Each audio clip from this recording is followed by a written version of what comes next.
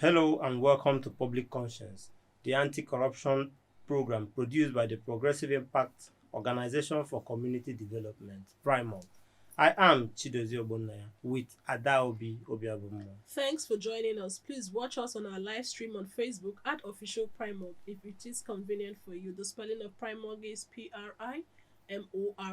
On Public Conscience, we seek to evolve a corruption-free society by drawing government and citizens' attention to corruption reports and issues for prompt democratic actions against them. We also promote integrity by amplifying rare cases of the display of honesty by public and private individuals. We appreciate the MacArthur Foundation for supporting the production of this program. At the rate at which some foreign entrepreneurs and investors, especially in the manufacturing subsector, violate the rights of their workers and the Nigerian labor law is something to worry about. It is fast becoming a common occurrence to see Nigerians maltreated by their employers with impunity. Recall that in the recent past, we brought a similar report on how two companies in Ogun State were inhumanly treating their workers. Today, the spotlight is on three Lagos manufacturing firms indicted of maltreating workers and flagrantly abusing labor laws. In a recent investigative report by the Cable, Nigerians working for plastic and hair producing factories in Lagos, Nigeria's commercial capital, are not only underpaid but under harsh conditions without protective equipment, with many of them working as casual staff beyond the stipulated time by law. According to the report, the hair extension manufacturing factory is owned by Korean nationals and employs more than 7,000 workers. Workers are said to earn less than 2,000 naira for a 12-hour shift. Journalists with the Cable will join us shortly with more on this report. Unfortunately, across Nigeria, tales of how our citizens are forced to work under the most hazardous conditions abound. It is pertinent to know that Section 12 of the Labour Act demands that an employer take responsibility for personal injuries sustained by its workers while on the job. Today's program will restate Primog's strong stance against inhumane and undignifying labor practices and renew the call for government to urgently put an end to the violation of rights of Nigerian workers. For you out there, feel free to share your experience with us. Have you been subjected to any form of workplace mistreatment? Why do you think some companies operated by foreigners in Nigeria continue to treat workers poorly? And how can the government and its agencies stem the ugly tide of mistreatment of Nigerians at workplace? How much do you think corruption is aiding the maltreatment of Nigerian workers by some foreign-owned companies? Be ready to join us through phone and text messages during this conversation. The WhatsApp phone line to send your message to is 0902 265 6167. That is 0902 265 6167. Please indicate your name and your location when sending your message. And remember that this number is for messages only. And if you just joined us, the focus is on the abuse of Nigerian workers by foreign firms. A recent investigative report by the Cable had indicted plastic and hair manufacturing factories based in Lagos of underpaying and poorly treating workers against provisions, as well as exposing them to unsafe working conditions. Joining us in the studio to expand this conversation is the National Coordinator, Human Rights Writers Association of Nigeria, Huriwa, Comrade Emmanuel Onwubiko. Thank you for joining us. Thank you very much. All right. We also will be joined via the phone by the journalist that did this story, Cable reporter Kunle Daramola. And also will be also joined by the director, Lagos State Office, National Human Lucas Koyechu.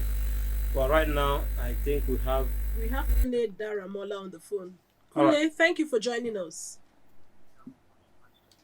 Okay, I must commend you and your organization, to Kunle, for doing this report. Well, give us a quick overview of your report and help us understand how workers at Lagos factories are maltreated. Well, I think it's everywhere, but starting from Lagos, we have so many factories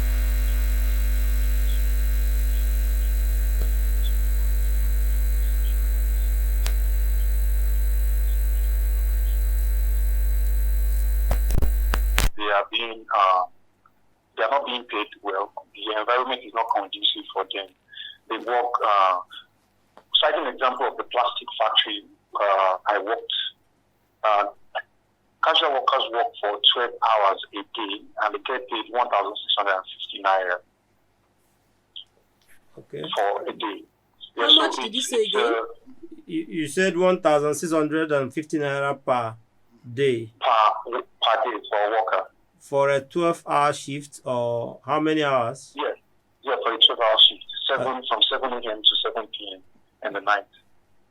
Okay. Please go ahead. All right. So it's appalling. I mean, everyone knows that how much we want 1,650 naira to be in a man's life, in a woman's life, and talk less of people who have kids, who have who have wives at home and have a lot of responsibility. But it did not end there. So when I worked in the factory, I worked in the factory for a day from 7 a.m. to 7 p.m. So you realize that most of the workers are not trained in the job they are doing. So when I was hired on the spot. The same day I got there, that was the same day I was hired. And when I was hired that day, I was told that in 2 days, I'll be, in a way, unofficially promoted to operating the production, to operating the production machine. They call it the molding machine in the plastic factory.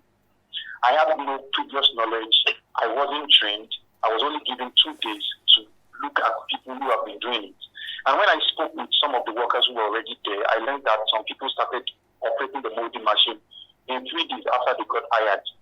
And then, on investigating further, I realized that there were about 2-3 people who have been armed, whose hand has been, wounded. Then working in the factory, I saw a man who had no right hand, and asked around. I realized that he lost his hand, his right wrist, in the factory. Then the leader led us to the factory. It said just had the surgery done last week after the story broke. So it's an appalling situation in the air factory, and it's not the air factory alone. Then we moved down to two other air factories. I mean, the first one was plastic factory. Then 2 air factories along, if you're familiar with Lagos, along Fagba Road. So in this air factories is the same thing. Workers work around 8 hours a day, but they get paid 1,500 naira. Okay, Kunle, if I would jump in there, when you noticed that the workers there were injured as a result of working in the factory, did the factory owners take care of their medical bills? It was only after the story dropped that the company took care or took responsibility for one of the workers. So one of the workers that actually served as lead to our story, his name is Maltreating. So he got his hand injured on the night of August 31st last year, right? And after a couple of days, after he was resuscitated, because he lost a lot of blood and he passed out. So after he was resuscitated, taken to hospital, then at the hospital he was referred to Lagos State Teaching Hospital for a surgical emergency to be carried out immediately on the hand. But after 2 weeks, no surgery was carried out. He was left alone by the officials of the company. He was left on his own, no money, no hands to work, no job. Right. So, but after the story was released, eventually the company had no option than to take up with the responsibility. So, like I said, he just did it. I think by December 31st, that was when he completed his surgery. Okay, Kunle, just to take you back a little bit, when you were employed into that company, did you notice that kind of personal protective equipment? Did they provide such for you people? No, there's nothing like that. That's the thing. There's nothing like protective measures or environmental safety or health safety for workers. Not even a pep talk before you start the work. A toolbox meeting before you start a job. Okay, let me get to the ownership of these factories, because your report indicted 3 different factories. So who are the owners of this factory? Did you get the identities? Well, the story actually named owners of the factory. Okay, but then it's good to be clear that the report is not after the owners. It's not with the owners. It's saying the report is saying these are the laws of the land, right? And every man, every worker should be treated accordingly, right? So that was the point of the report, and eventually we saw the result. But asking about the owner for the plastic factory, it's owned by Saudi Arabian, and for the ear factory, I think one is owned by a Korean, another by I think the Chinese. Okay. So, did you engage the relevant authorities having done this report? Yes, of course. What was the their plastic factory was seized by Lagos City Commission after the report. And I've also had a conversation with the National Human Rights Commission, and who promised that they were going to check out the two other factories, that is the two air factories that I worked in. Okay. All right. So that's the development since after doing the report. Yes. All right. Tukunle, we must thank you so much for your time and going out there to put your life on the line to uncover some of these human rights abuses of our dear citizens. Thank you for doing that job, and thank you for talking to us this morning. Yeah, thank you for what you do. And if you just joined us, it is Public Conscience, a production of the Progressive Impact Organization for Community Development, PRIMOG, and we are looking at human rights abuses, maltreatment of Nigerian workers at Lagos factories. And right in the studio, we still have Comrade Emmanuel Onwubiko, coordinator, Human Rights Writers Association, with us. Thank you for staying with us, and we would like to have you react to the report. Okay. So, yeah, thank you very much for the work you do, particularly for this thematic area you're treating. It's something that is quite important, but it's something that governments over the years have really not made up their minds. I mean, the government officials are not made up their minds to protect workers. The workplace environment, the workplace ought to have some kind of operational modalities for protecting and safeguarding human rights of the workers, because wherever you are as a citizen of the country, you are entitled to your human rights to be protected adequately.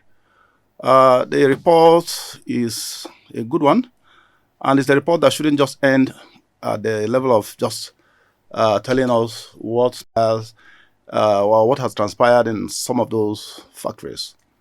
A lot of people, if you ask them, those who have experienced not just discriminatory practices in the workplace, but brazen violation of their fundamental rights. Some of them are treated like subhuman. Yeah. So I'll come back to you shortly, please. Pardon me. Let me bring in the director, Lagos State Office, National Human Rights Commission. He's Dr. Lucas Koyejo. Thank you so much, sir, for joining us. Yeah, thank you. It's my pleasure to be on this. All right. Okay. So let's get straight to the issue of the day, and it's about human rights abuses. Nigerians maltreated at Lagos factories. A story carried by The Cable. I'm sure you must have heard about it, but the report, that is what the report before us is saying. I want to get your reaction on that. Actually, we read the Cable story, and we decided to do some investigation on the matter. That is to address strictly the Cable story and that something in particular. And we actually investigated and we went to the place and we checked human resources manager, and they gave us their story about the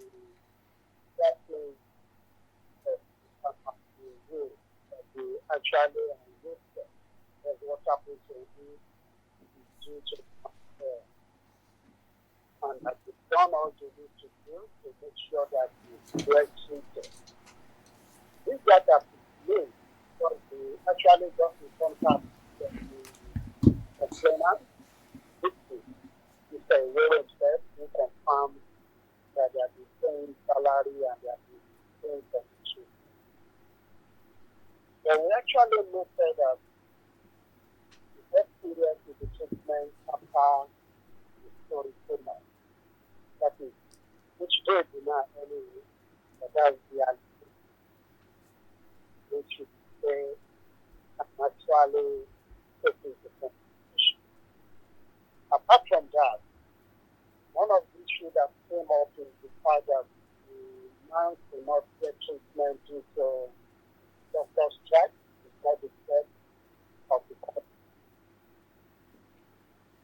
After that, the company has been paid. But that's especially the problem here that I see is the lack of better monitoring of this company by the oversight agencies and government functionaries. Because by the report that we saw, they just take the position after the story got into the company and they actually found out that they are not in compliance with the requirements to the where they need to go. And the company said that it's just using safety equipment, which they were worried about that the tech were not stylish. And sorry to jump in here, sir. When you say the agency that is supposed to monitor is not monitoring the job very well, which agency are we looking at here for the benefit of our listener? Sometimes that are supposed to be able to have that function over industry. They have Ministry of Commerce and Industry. Then Lagos State Education. Because the testing and the actually do what they have to do, they will believe that it's supposed to be to monitor it from time to time. Especially things that constrain to this kind of practices to make sure that complying with the safety. Okay. Yeah, we believe that this kind of thing will not happen. Okay, so we are here now. It's good to know that you have already launched inquiry into the issue, but Nigerians will also not be very comfortable to see that until they see that people are brought to book, companies are meant to pay for their misdeed. Will your commission uh, ensure that some of the culprits or the culprits are brought to book this time following this report? Yeah, you might say that if we are talking about the country now, not about it. So the country is in law, the test. So the FA is a particular person, so you are dealing with an entity, which is the country. Yes. You are Yes. going to go individual, maybe the person that made a mistake according to the results that put on the machine while the victim hand is inside, which the person is not intentional and it's an accident. So the person didn't know this is professional. So we might not have the calling for prosecution of the worker.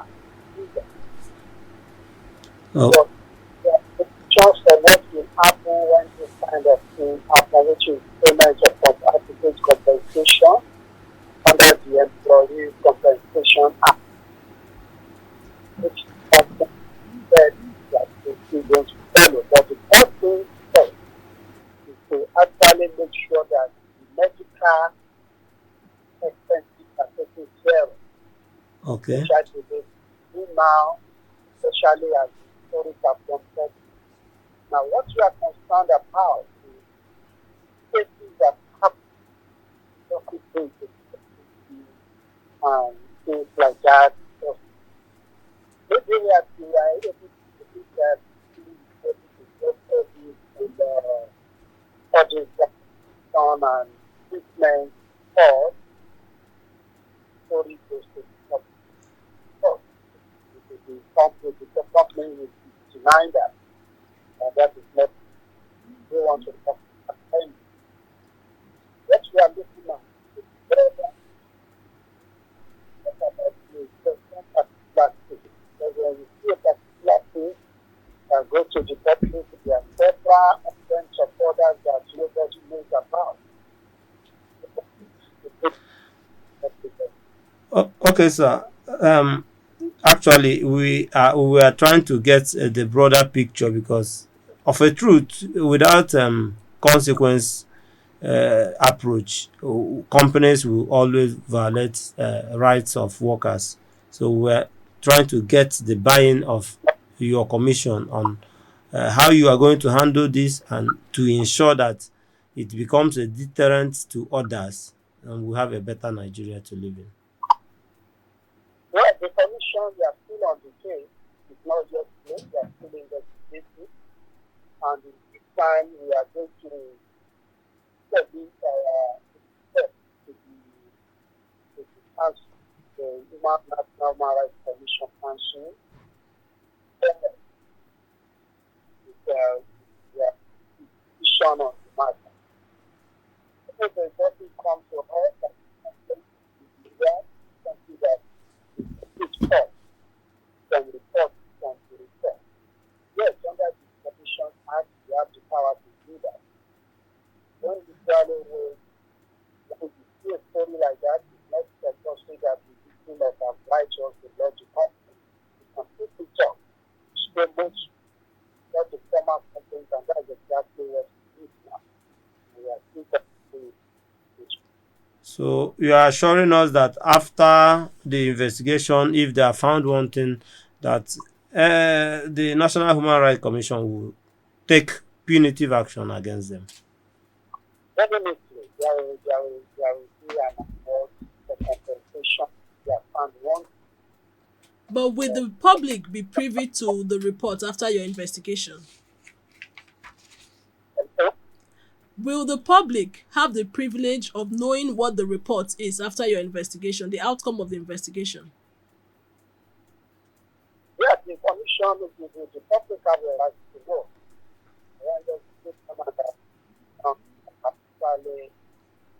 Especially something that is expected knowledge. After it has gone through the whole of everything of gathering, hearing, and exercise, because the commission, we have to work with things today. As people have been looking up right, even the company also have its own right to hear, hearing, people to everybody, and as the first official body, the National Human Rights Commission, we need to ensure that everybody is given everything opportunity to answer to any allegation that they are. Okay, before we wrap up this conversation, I want to just throw in this one last question. And if you can respond in 30 seconds, I will be okay with that. Is there anything being done by your commission against casualization of workers in Nigeria? Because it is still rife, it is prevalent in most places. Anything being done? Well, the law is now still allows capitalization. What you call capitalization is actually contract staff. Yes. So they are formally by the company, they are there on contract. Maybe you get back, or they might have been called to another country that will now give them the work for these other countries. They would have been employed under a contract to work in another place, which is what you call agent. Now, what we need to do, and which the commission actually is focusing on, is a review of the law on this kind of contract. Okay. Especially as it relates to the payment, as it relates to that have to do with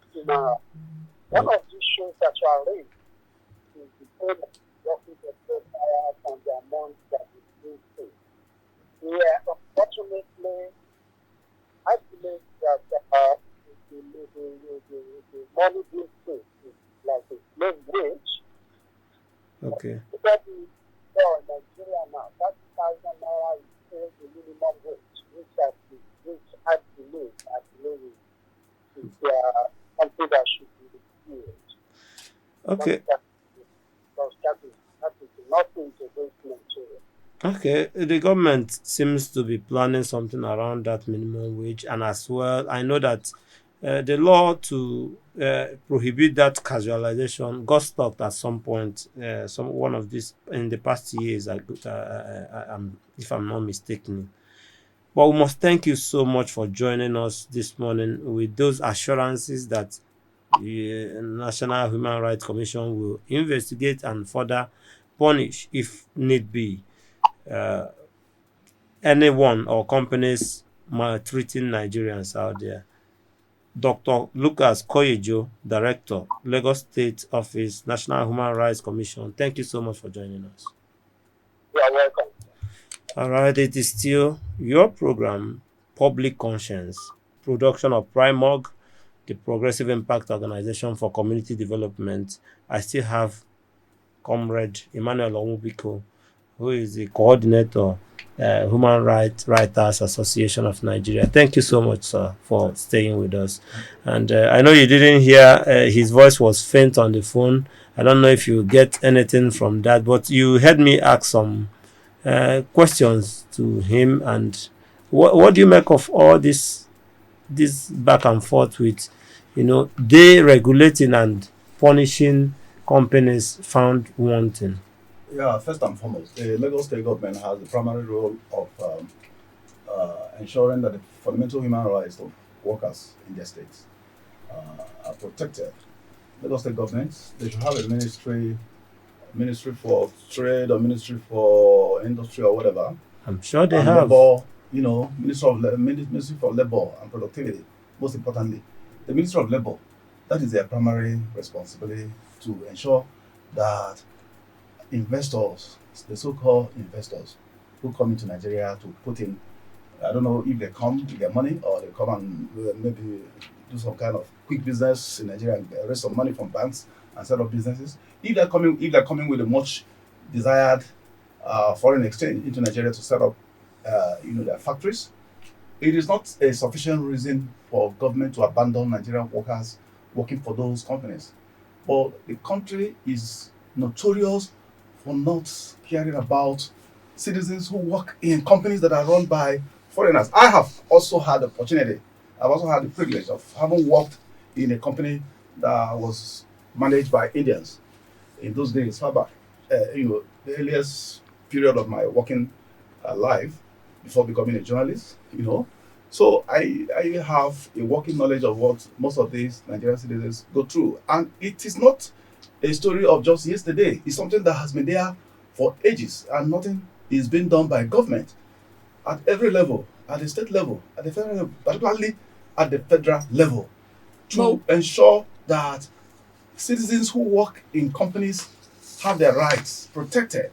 You can't have a citizen working in a place and you're paying the person 1,000 something for almost from 7 o'clock to 7 p.m. That is a fundamental breach of the person's right to earn a living in a dignified manner. It's not fair. It's unfair to have such kind of malpractice. Because for you to run a business in Nigeria, you must respect the ethics of the profession. You must respect. What is the basic, according to international labor law or even national living wage? There is a living wage. There's a living wage. There's a ceiling. But are the citizens aware of this? Standard. Are the citizens aware? Because they ought to be aware. Before you take up the job, there's a contract letter given. Yes. And the salary is stipulated. They don't give any contract letter. A lot of people get the job without any contract letter. That guy just told you that he just walked into the company and he was given a job. That's how they do it. They don't give any company any whatever contract paper. They don't have any contract. The foreign businesses that operate in Nigeria will not even accept to work with a contract paper because they don't want to be obliged, don't want to be made accountable. But how can we ensure that citizens insist that they are giving that contract letter? Because it is only with that document that you can sue whomever. No, you don't need the document to sue somebody who has violated your fundamental, like the people that have lost their limbs. You don't need any document to sue a person running a business that he has to give you adequate training. He has to protect your limbs, your hands from being injured during the course of the production. You don't expose your staff to use ordinary hands to operate a machine that is supposed to use. There has to be an equipment that you're going to use So that will keep Protective you safe. equipment. Yeah, that will yes. keep you safe from those kind of things. If they don't follow those procedures, those steps, you can take them to court. You can send them to court. But what I'm saying is this: a government is in existence for the purposes of safeguarding the well-being, the welfare, the security of the citizens. That is the primary constitutional duty of a government. If you go to, I think, section 1421 of the Constitution has made it very, very clear. If you go through the whole gamut of chapter 2 of the Constitution, chapter 4 of the Constitution, the fundamental rights provisions, the rights are there. You don't treat a person, you don't enslave a citizen.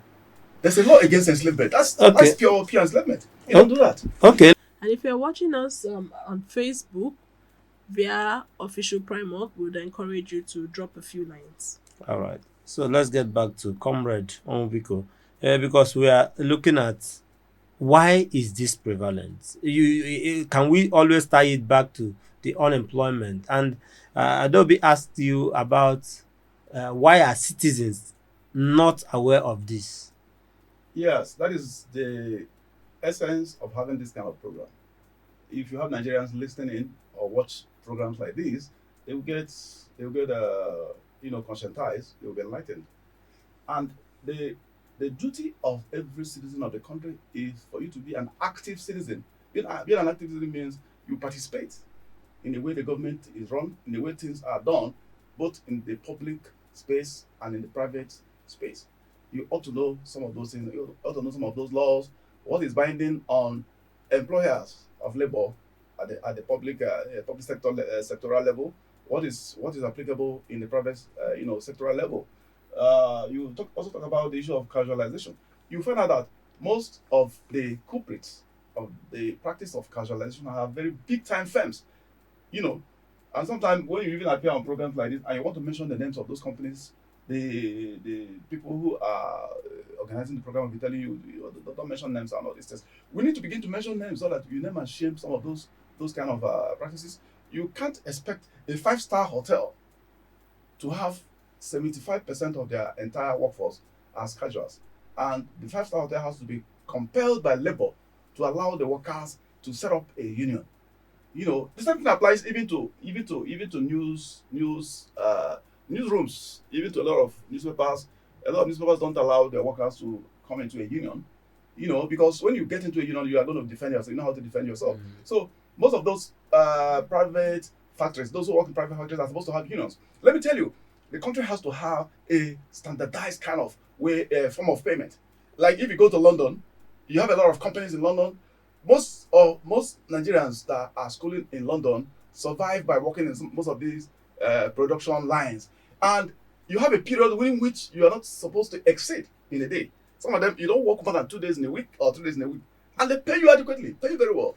They pay these guys like the way they pay permanent secretary in Nigeria. I'm telling you that. Earlier, you were In putting the Boston, blame on the federal government that Yes. they've not done so much. Yes, federal How do government. you expatiate on federal that? government, first and foremost, I have told you the primary duty of government. What's the primary duty of government? Primary duty of government is to ensure that the well-being and welfare of every citizen is adequately protected.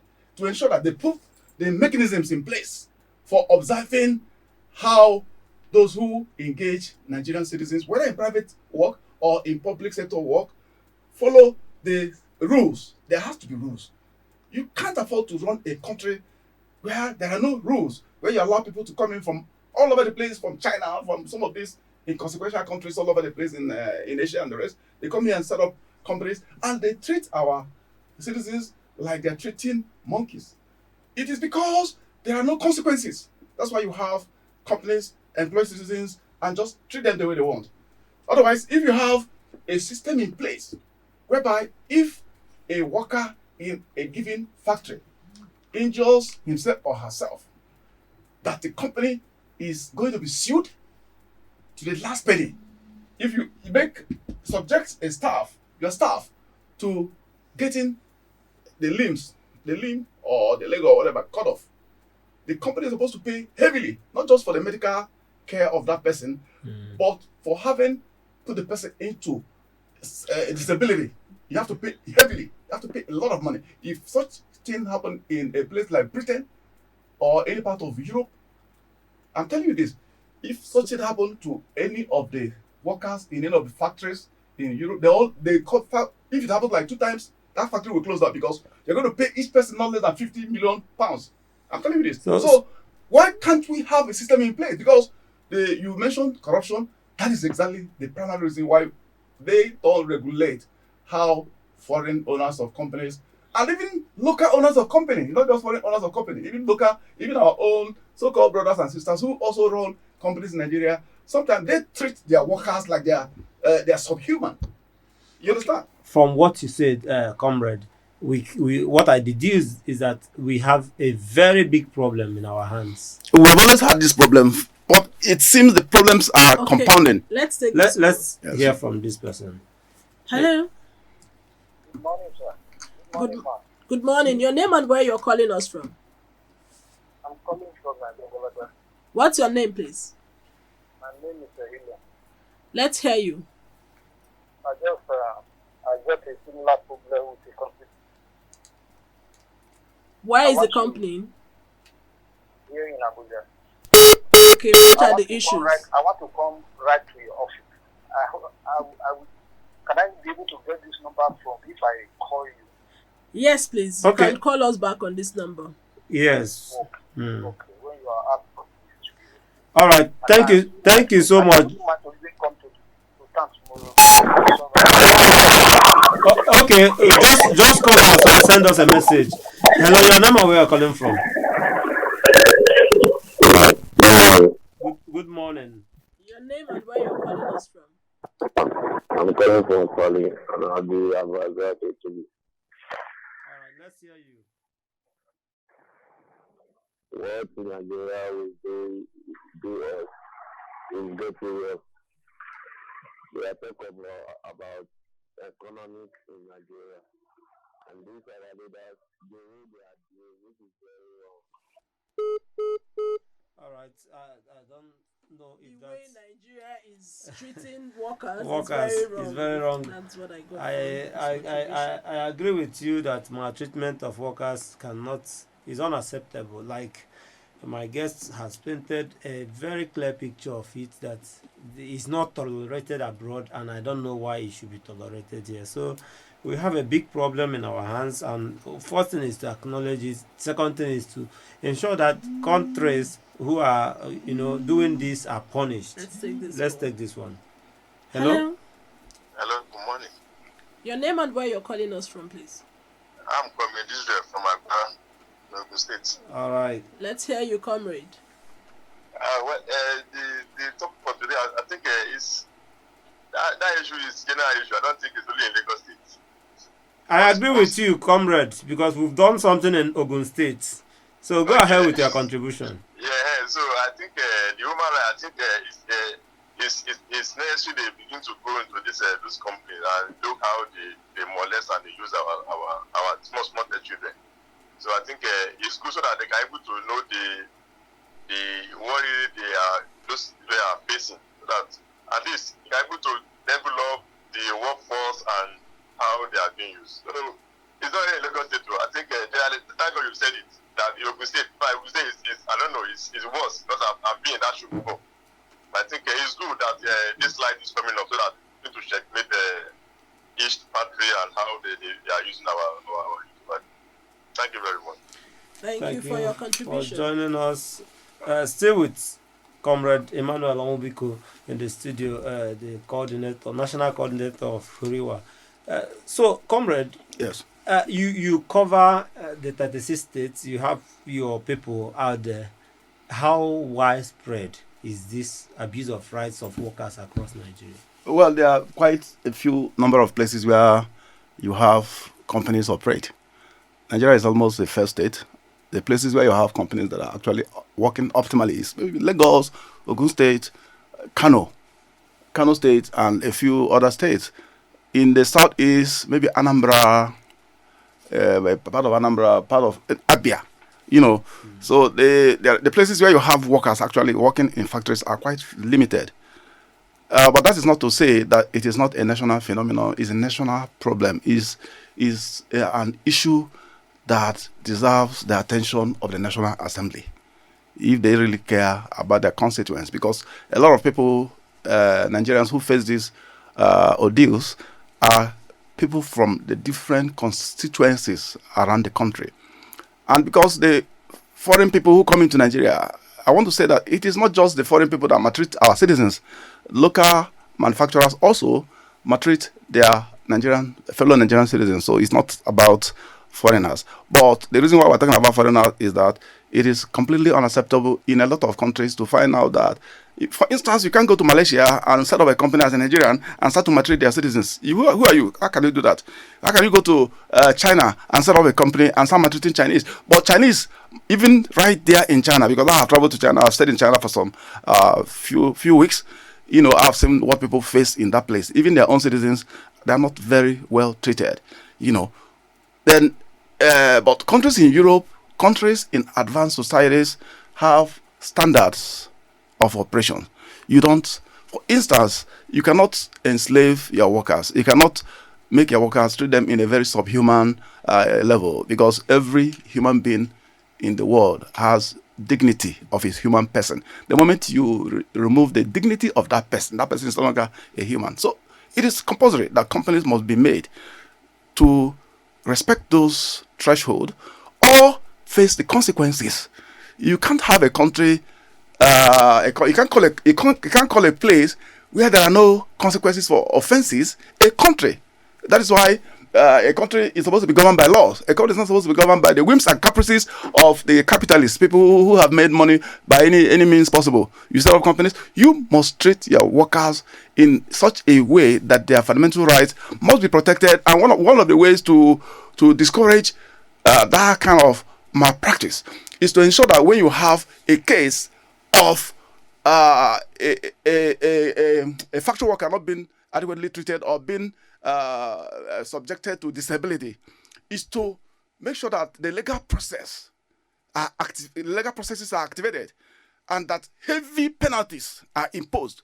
If you run a company of, say, maybe you started off the company with 100 million naira, and you run into such problems like 2 times, and you're made to pay 80 million naira, are you still going to be in business? You will not be in business. So if the company operators know that there are consequences for their maltreatment of their workers, they will sit up. And because people who come into Nigeria to invest have this perception that there is cheap labor in Nigeria. You have a lot of people who are ready to do, like the journalist told you that he just showed up and they recruit him. Hired. And that's the way they hire and fire. They hire and fire at anyhow they want. Okay, which is not because of our time. Yes. I would ask you this last question. Yes.